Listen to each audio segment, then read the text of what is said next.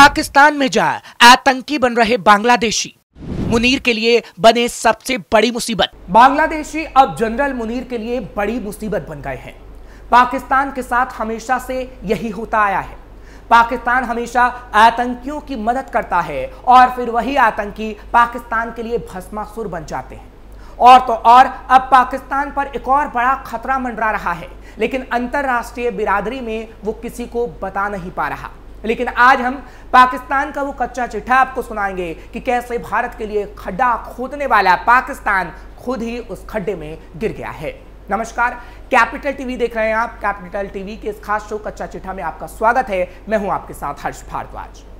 खबर है कि बांग्लादेश के नागरिक बड़ी संख्या में अफगानिस्तान जाकर टीटीपी से जुड़ रहे हैं।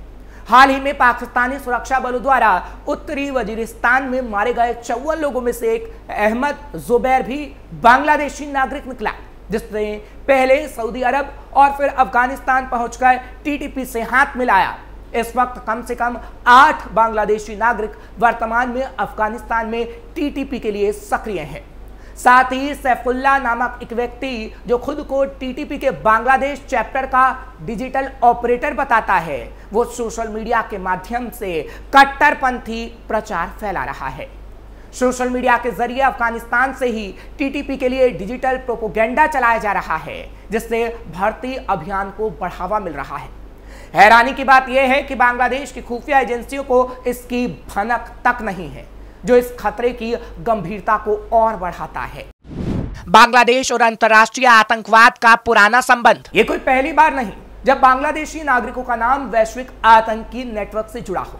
2005 में जेएमबी के आतंकियों ने बांग्लादेश में पहला आत्मघाती हमला किया था। आईएसआईएस से दर्जनों बांग्लादेशी जुड़े और कुछ सीरिया में मारे गए। 2016 में सिंगापुर में 8 बांग्लादेशियों को गिरफ्तार किया गया था, जो वहां इस्लामिक स्टेट बनाना चाहते थे। इन घटनाओं से स्पष्ट है कि बांग्लादेश में कट्टरपंथी सोच की जड़ें गहरी हैं, जो अब टीटीपी जैसे संगठनों को वैश्विक विस्तार दे रही हैं। पाकिस्तान के लिए दोहरा संकट। पाकिस्तान पहले से ही टीटीपी के उग्र हमलों, ड्रोन हमलों और आतंकी घुसपैठ से जूझ रहा है। अब जब बांग्लादेश जैसे देश के नागरिक भी इस नेटवर्क का हिस्सा बन रहे हैं, तो यह पाकिस्तान के लिए डबल फ्रंट वॉर का संकेत है। अंदरूनी मोर्चे पर टीटीपी लगातार सुरक्षा बलों, पुलिस और नागरिक ठिकानों पर हमला कर रहा है। शहबाज शरीफ और जनरल आसिम मुनीर के लिए यह न केवल राजनीतिक चुनौती है, बल्कि एक रणनीतिक सुरक्षा खतरा भी है, जो पाकिस्तान की स्थिरता को डगमगा सकता है और पूरा पाकिस्तान मलबे के ढेर में तब्दील हो सकता है। दरअसल यहां यह कहा जा सकता है कि पाकिस्तान आज खुद की बोई फसल काट रहा है। यह फसल इतनी जहरीली है कि इसने पाकिस्तान को तबाह करके रखा हुआ है। इसके बावजूद यह देश सुधरने को तैयार नहीं है और भावी पीढ़ी के दिमाग में उसी फसल को फिर से बो रहा है। इस फसल का नाम आतंकवाद है।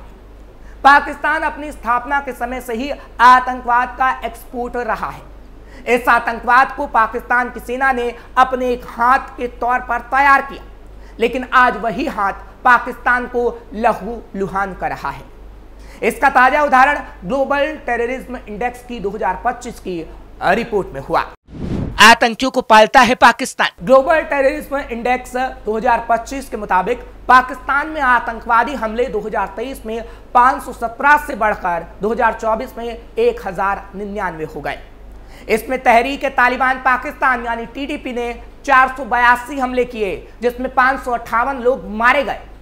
ये पिछले साल की तुलना में 91% की ज्यादा वृद्धि के साथ है। टीटीपी का फिर से उभरना कोई दुर्घटना नहीं, ये पाकिस्तान की गुमराह विदेश नीति, सेना की नाकामी और अच्छा आतंकवाद, बुरा आतंकवाद जैसे दोनों पक्षों के साथ गेम खेलने का सीधा सीधा परिणाम है। पाकिस्तान को उल्टी पड़ रही चाल। वर्षों से पाकिस्तानी सेना और खुफिया एजेंसी आईएसआई ने आतंकवादी समूहों को रणनीतिक संपत्ति के रूप में विकसित किया। पाकिस्तान ने इन आतंकवादियों का इस्तेमाल अफगानिस्तान और भारत को अस्थिर करने के लिए किया। जब 2021 में अफगान तालिबान ने काबुल में धावा बोला, तो पाकिस्तान के जनरलों ने जश्न मनाया, ये मानते हुए कि उन्होंने अगले दरवाजे पर एक कठपुतली शासन स्थापित की है जो भारत को नुकसान पहुंचाएगा। हालांकि जल्द ही उनका यह भ्रम टूट गया और वो आज तक उस गलती की कीमत चुका रहे हैं। टीटीपी को रोकने के लिए गिड़गिड़ा रहा पाकिस्तान। अफगान तालिबान अब खुलेआम टीटीपी को पनाह दे रहा है, जिससे उन्हें फिर से संगठित होने और पाकिस्तान पर हमले करने के लिए सुरक्षित पनाह मिल रही है। कभी तालिबान को अपने इशारों पर नचाने वाला पाकिस्तान आज टीटीपी पर लगाम लगाने के लिए भीख मांग रहा है। हालांकि तालिबान ने दो टूक शब्दों में पाकिस्तान के आरोपों को ठुकरा दिया है।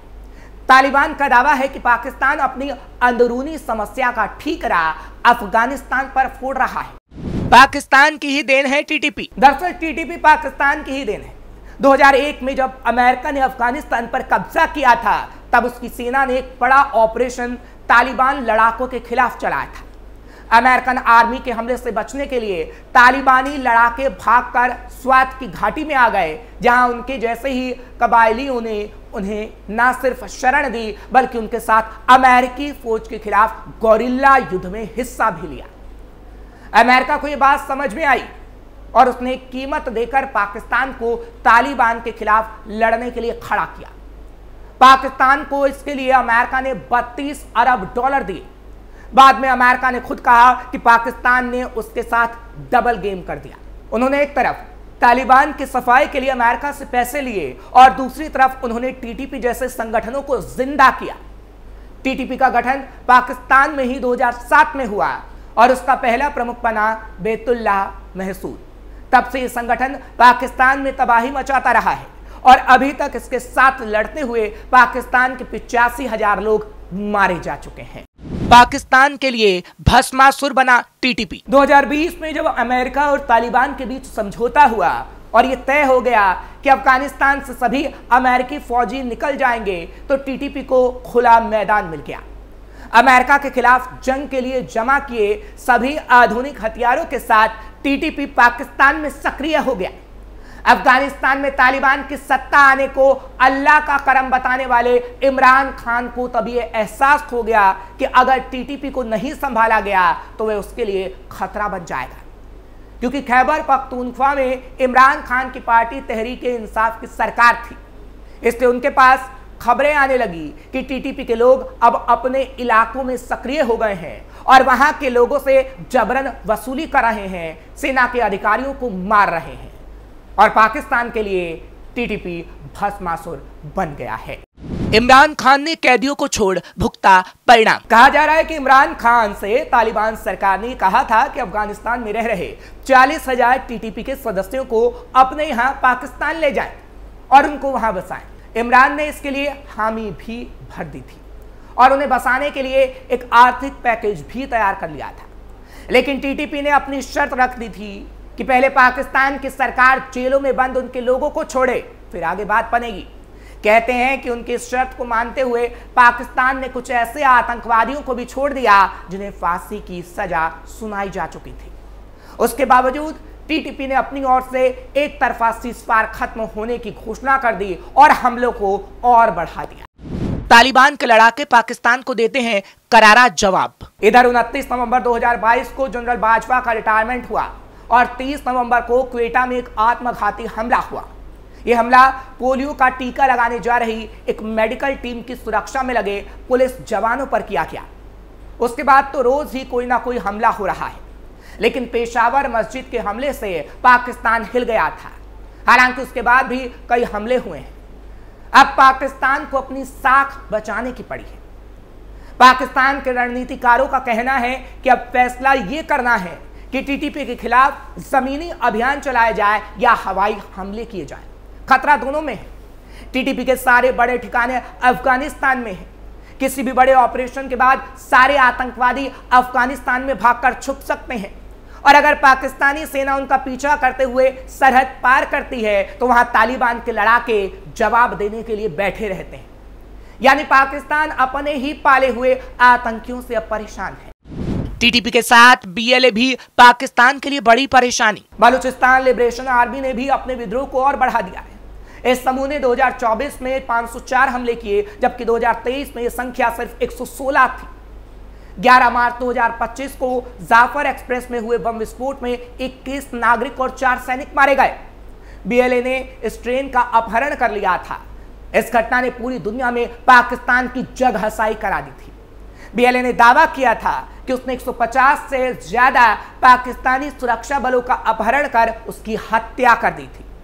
इस बीच आईएसआईएस के हाफिज गुल बहादुर का गुट और 75 से ज्यादा छोटे आतंकवादी संगठन पाकिस्तान की अक्षमता का फायदा उठा रहे हैं। इस्लामिक स्टेट भी पाकिस्तान के लिए सिरदर्द बना। इस्लामिक स्टेट भी पाकिस्तान में तेजी से सिर उठा रहा है।